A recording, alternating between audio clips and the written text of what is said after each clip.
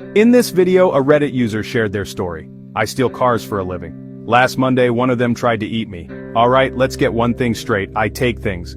Specifically cars, nice ones. The kind that cost more than most people make in a year, and yeah, I know what you're thinking, but save the judgment. I have my reasons, I don't hit regular folks, people struggling to get by. My targets? The ones who have more than they know what to do with. They can afford it, they probably deserve it, I'm good at what I do, very good, been at it for years, I'm not here to give a seminar, I'm here because of what happened last Monday. Something that's got me looking over my shoulder. There was this guy, one of the local big shots, and he had this car. Oh man, this car, latest model, foreign, sleek, black as a starless night, the kind of car that whispers power even when it's parked. He became my project. You don't just walk up and take a car like that, you watch, you learn, patience is key. So, I watched him for weeks. Most of it was predictable office, fancy restaurants, golf club, but then I found the anomaly, the little secret. Every Monday night late, he'd drive out to this apartment building, he'd park on a quiet side street, go inside for a few hours. I figured it was an affair, classic, that was my opportunity. So, last Monday, I was ready. I found a spot in the shadows and waited. The night was cool, quiet. The streetlights cast long, lonely shadows. Right on schedule, the black beast purred up the street. He got out, looked around quickly, then hurried inside. Showtime. I gave it a few minutes, let the street settle. Then, I moved. Quick, silent, like a ghost. I reached the car. It gleamed under the streetlight. I got to work. My tools are specialized.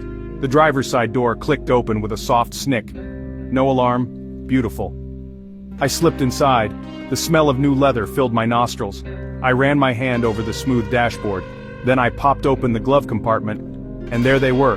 The keys. Just sitting there. In the glove compartment. I blinked. No way. It was too easy. Suspiciously easy. I pressed the start button. The engine came to life with a low, powerful thrum. I pulled away from the curb smoothly.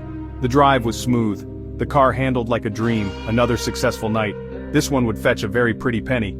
Then about 10 minutes into the drive, I felt it. A weird sensation on my back, like something was tickling me, gently at first. I shifted in the seat, thinking maybe the upholstery was bunched up. The feeling didn't stop, it got stronger. The tickling became a prickling, little sharp points pressing into my back, through my shirt. This car was brand new. Were the seats defective? It kept getting worse. The prickling turned into stings. Sharp, insistent stings, like a dozen needles jabbing into my skin. It started to hurt, a burning, stinging pain. I had to stop. I pulled the car over. The pain was really bad now, like my back was on fire. I unbuckled my seatbelt, gritting my teeth. I twisted around to look at the driver's seat. My breath hitched. My blood ran cold. The seat. It wasn't a seat anymore. Where the smooth leather should have been, there was something else. It was red, wet looking, and it was moving, pulsing almost, like a giant fleshy tongue, a grotesque meaty slab, the color of raw liver. And sticking out of it all over its surface were tiny needle-sharp points. Those were the things that had been stabbing into my back. Before I could even scream, the seatbelt moved. It whipped out like a striking snake. It wrapped around my chest, tight, constricting. It pinned me against the thing in the seat. Panic exploded in my chest, hot and suffocating. I thrashed, clawed at the belt, but it was impossibly tight. Then came the pressure, and a horrifying sucking sensation. The meaty tongue seat was pressing against me. I could feel a disgusting, wet warmth spreading across my back, trying to eat me. I screamed then, a raw, terrified sound. I was going to die here, consumed by a goddamn car seat. Then I remembered. My pocket knife. My hand fumbled desperately for my pocket. My fingers closed around the familiar cold metal of the knife. I yanked it out, flicked it open. The belt. I had to cut the belt. I sawed at it. The small blade struggling against the tough nylon. The pain in my back was unbearable. "Get off me! Get the hell off me!" I shrieked. The knife bit through. With a final, desperate yank, the belt snapped. I lurched forward, away from the horrifying seat. I scrambled for the door handle. Locked. Of course it was locked. I threw myself onto the passenger seat and kicked out at the window. My heels connected with the glass. It spiderwebbed, but didn't break. I kicked again with every ounce of strength I had.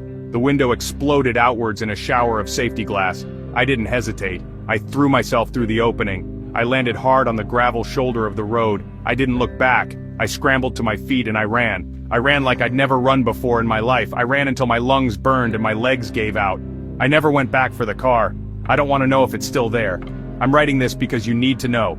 You need to be careful. Those expensive, flashy cars. Maybe some of them aren't just machines. Maybe some of them are hungry. There's something out there pretending to be a car, and it's waiting. Be careful whose toys you try to take. Some of them bite back. Credits. Story shared by a Reddit user. Narration adapted for YouTube.